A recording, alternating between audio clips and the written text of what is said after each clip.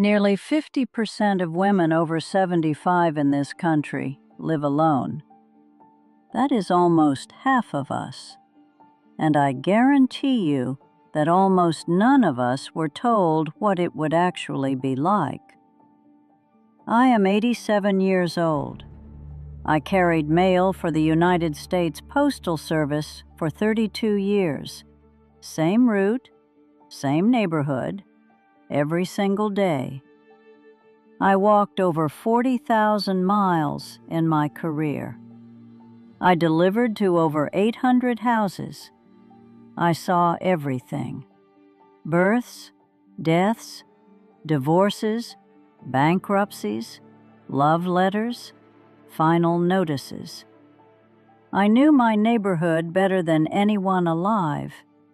And now I live alone in a house where I do not know half my neighbors' names.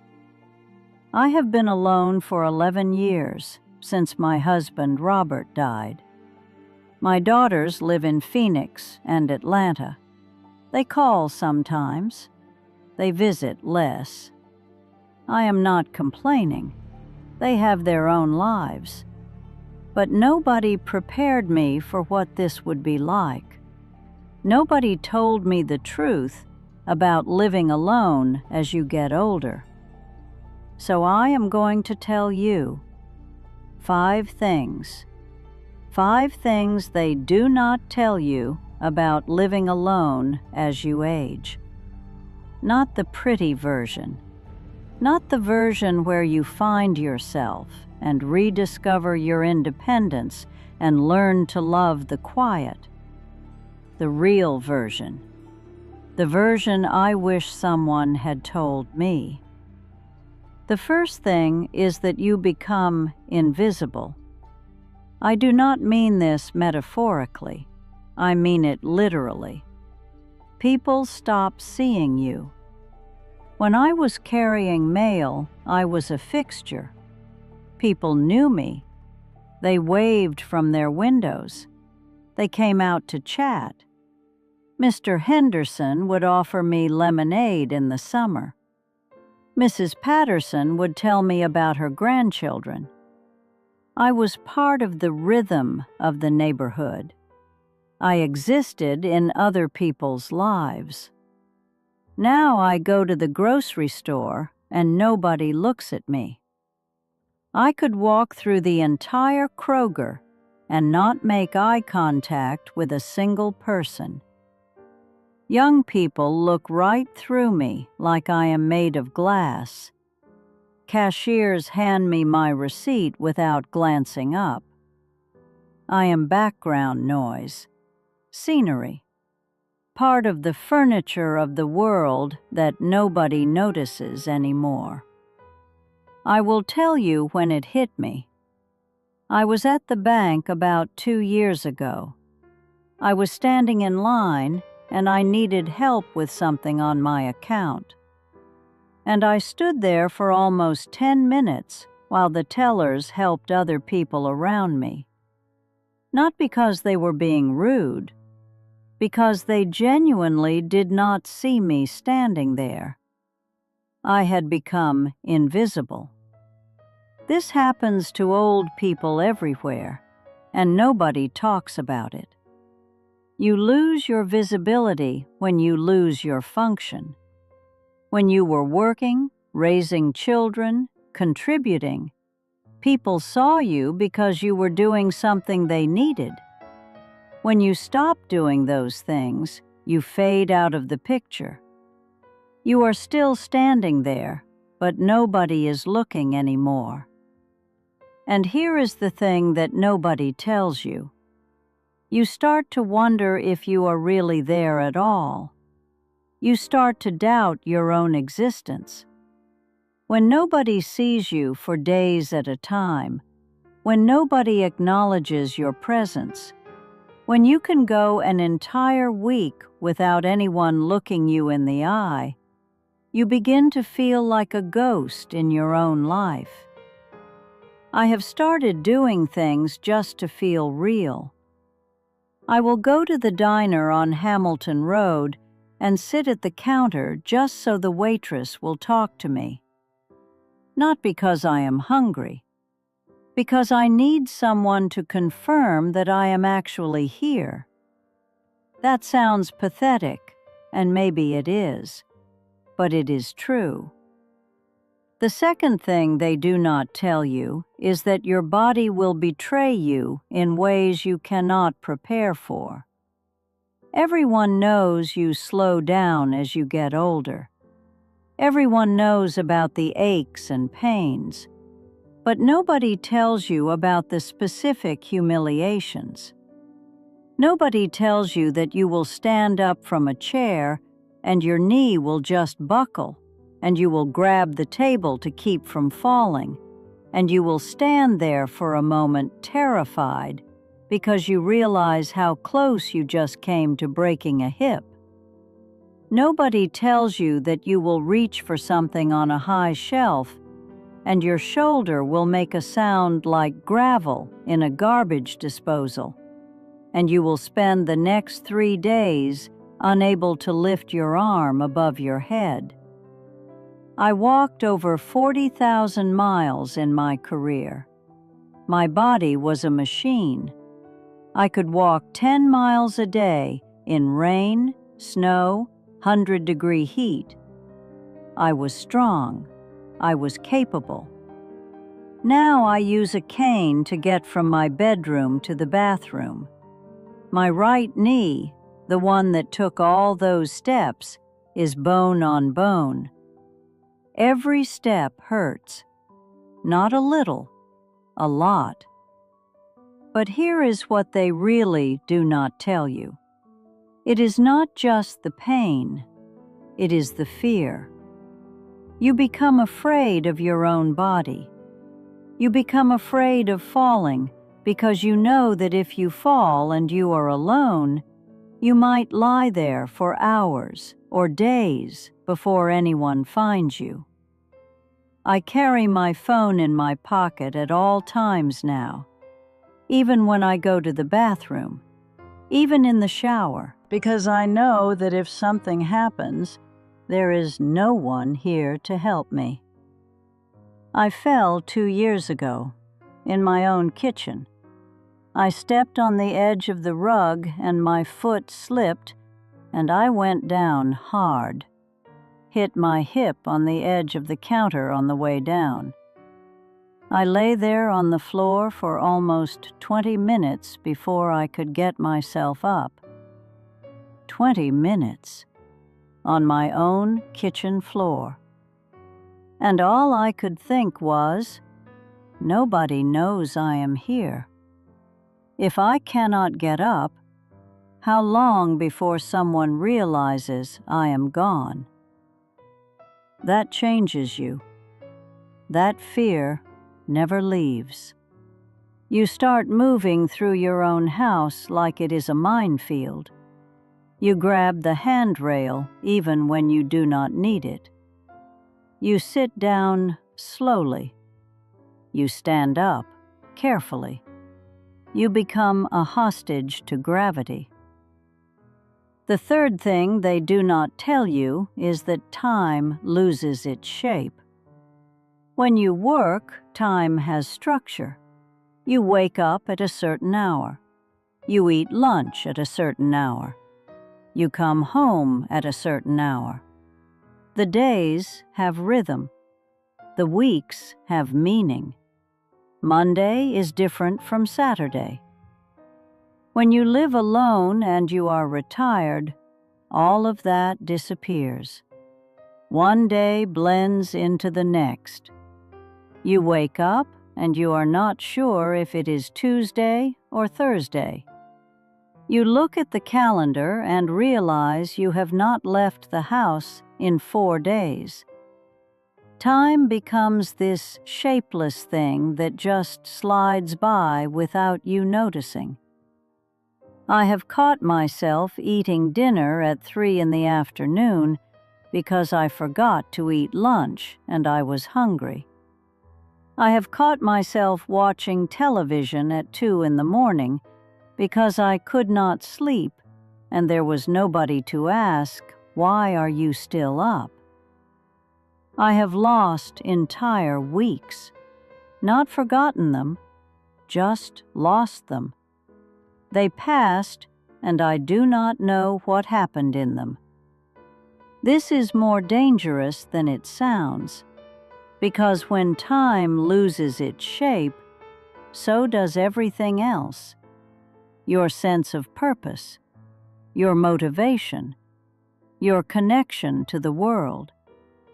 If every day is the same, why does any day matter? If nobody is expecting you anywhere, why get out of bed? If there is no structure to your time, there is no structure to your life. I have started making myself keep a routine, even when it feels pointless. I wake up at 6:30 every morning, even though I have nowhere to be. I eat breakfast at 7. I walk around the house at 10, even though I cannot go far.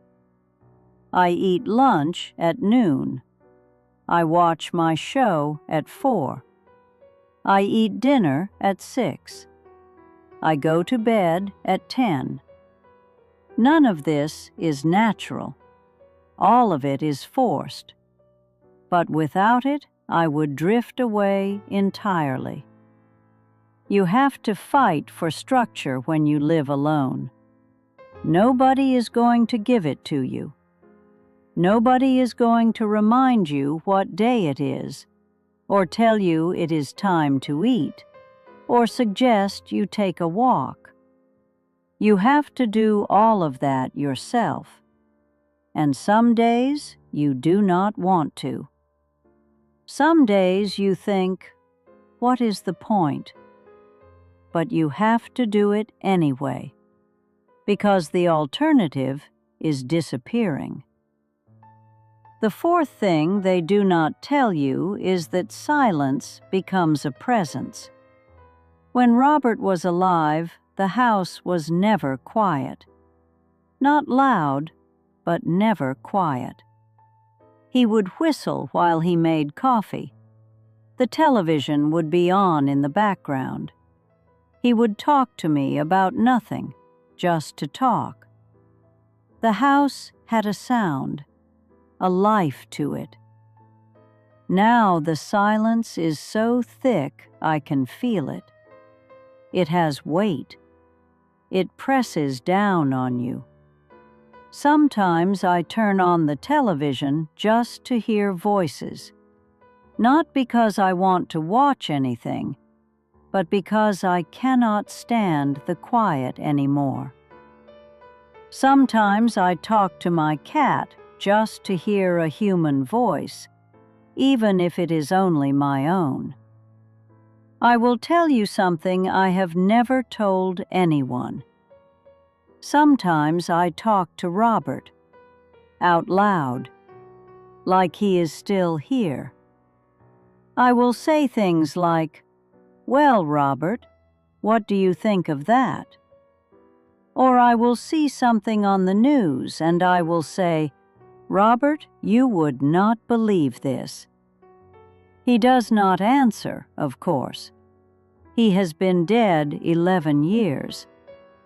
But saying his name out loud fills the silence for a moment.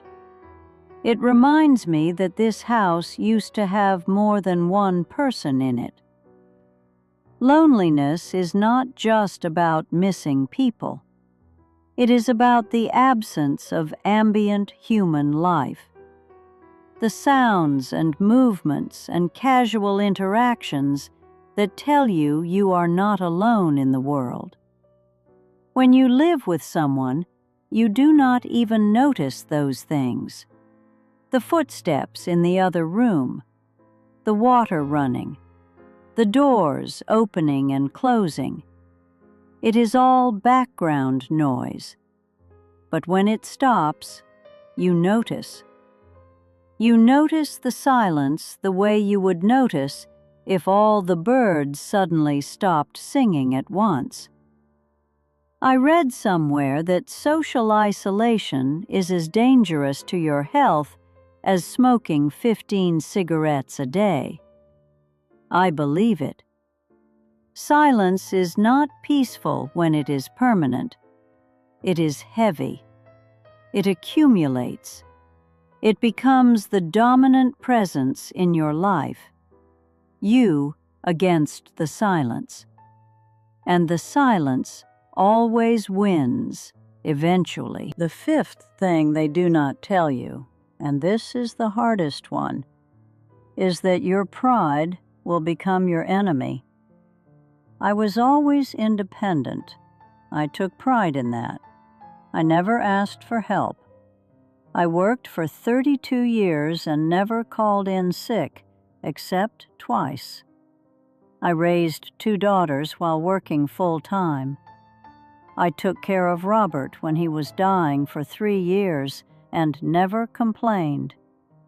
I did everything myself because that is who I was. Now that independence is killing me. I need help. I need someone to check on me. I need someone to drive me to doctor appointments that are too far away. I need someone to help me with the gutters and the yard and the things I can no longer do. But I cannot bring myself to ask. I cannot stand the thought of being a burden. I cannot stand the thought of my daughters rearranging their lives because of me. I cannot stand the thought of admitting that I am no longer capable. So I do not ask. I just do without. I let things slide. I skip appointments because I cannot get there. I let the house fall into disrepair because I cannot maintain it. I eat frozen dinners because I cannot stand at the stove long enough to cook a real meal. And every time I do not ask for help, I fall a little further behind. Pride kept me alive for 87 years. Now it is going to kill me. I see this in other old people too. We would rather suffer than admit we cannot manage. We would rather struggle alone than accept that we need assistance. We were raised to be self-sufficient, and now self-sufficiency is a trap. Because the truth is, humans are not meant to be alone. We are not built for it. We need each other. And refusing to admit that is not strength. It is stubbornness. And stubbornness dressed up as pride will take you to an early grave. If I could do it over, I would have asked for help years ago. I would have swallowed my pride when Robert first got sick, instead of trying to do everything alone. I would have told my daughters I needed them, instead of telling them I was fine. I would have built a network of support, instead of insisting I did not need one. I would have admitted that independence is an illusion, and that all of us, every single one, will eventually need someone else. But I did not do those things, and now I am 87 years old, and I live alone in a house that is too big for me, with a body that is failing me, and daughters who think I am doing fine, because that is what I tell them. I am telling you this because someone needs to hear it. Maybe you are young and you think this is a long way off. It is not. It comes faster than you can imagine. Maybe you have parents who are getting older and you assume they are managing. They might not be. They might be too proud to tell you the truth. Maybe you are old like me and you are pretending everything is fine when it is not. Stop pretending. Living alone as you age is not a peaceful retirement. It is a daily battle against invisibility, against your own failing body, against time that has lost its meaning, against silence that never ends, against the pride that tells you asking for help is weakness. Some of this you cannot change. Bodies fail. That is how it works. But some of it you can change. You can build connections before you need them. You can stay visible by staying engaged. You can create structure for your days, even when no one else is giving it to you. You can fill the silence with music and voices and phone calls. You can learn to ask for help before you are desperate. And if you have someone older in your life, call them. Not next week, today. Ask them how they really are, not the polite version, the real version. And then listen, because they might tell you something they have been holding back. They might admit that they are struggling, and that phone call might be the one thing that keeps them from disappearing. I carried mail for 32 years. I was on people's doorsteps every single day. I knew when something was wrong. I knew when the mail piled up that someone was sick or gone. I knew when the pattern changed. I was a witness to 800 lives, and I paid attention.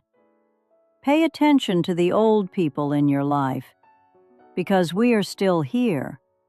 We are still standing on our doorsteps, waiting to be seen. We are just getting harder to notice. I am 87 years old. I have been alone for 11 years. I have made every mistake I just told you about. I let myself become invisible. I let my body make me afraid. I let time slip away from me. I let the silence become normal. I let my pride keep me from asking for help. Do not do what I did. That is all I have got. Take it or leave it. But at least now you know.